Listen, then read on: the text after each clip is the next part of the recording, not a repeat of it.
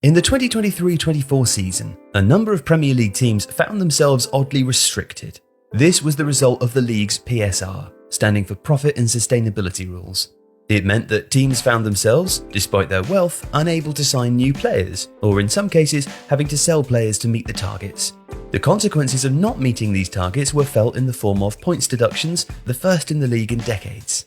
And in April 2024, the league announced further controversial changes that will have a big impact on what clubs can spend in the transfer market this summer. So what are those changes, and why will some clubs be impacted more than others?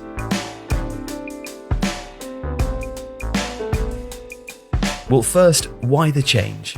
Well, the rules came under heavy scrutiny in 2024. Points deductions to Everton and Nottingham Forest were highly contentious, and in Everton's case, later reduced on appeal. Now, the Premier League is moving to a squad cost ratio guideline, similar to UEFA and La Liga, and clubs have voted in favour of further exploring a transfer spending cap linked to the broadcasting revenue of the lowest ranked club.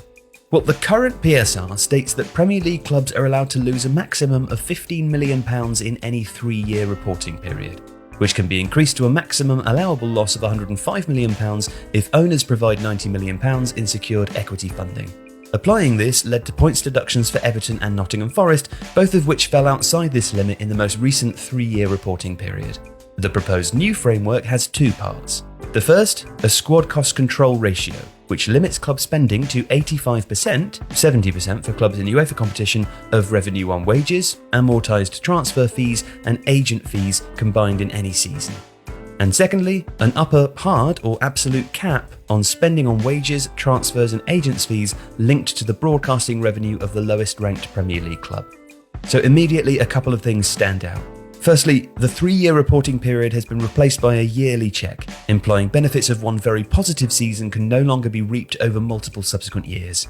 The upper hard cap is meant to drive equalisation. So even if Manchester City's revenue post-winning the treble is massive, and thereby enables a massive squad cost limit since that is linked to revenue, their squad cost is still capped by what the lowest ranked Premier League club earns from broadcasting.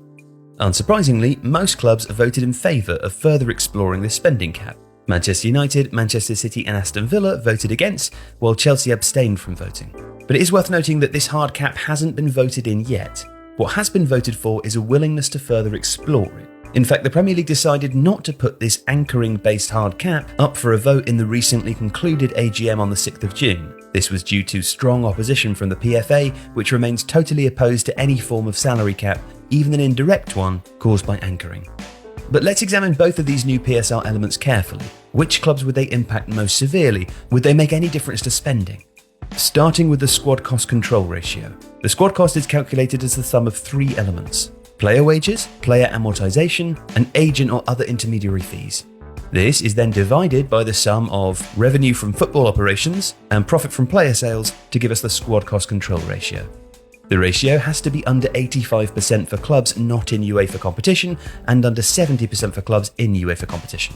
It's worth noting that clubs in UEFA competition will benefit from additional revenue, although that's significantly higher only for Champions League clubs. It's worth noting the impact of revenue here. The traditional top 6, minus Chelsea, are all comfortable on the squad cost ratio even after applying the harder 70% guideline.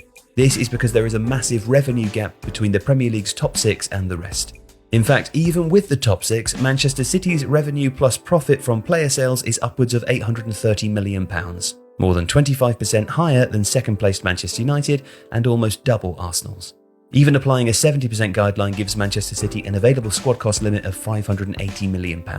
City's actual squad cost is the second highest in the Premier League, at around £470 million. This is still £110 million lower than the limit, leaving City with massive financial wiggle room on transfer spending and wages.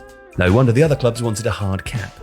But let's look at the hard cap a little more closely. The proposed cap, which was voted for further exploration, was 5 times the broadcasting revenue of the lowest ranked Premier League team. That was Southampton during the 2022-23 season at around £105 million.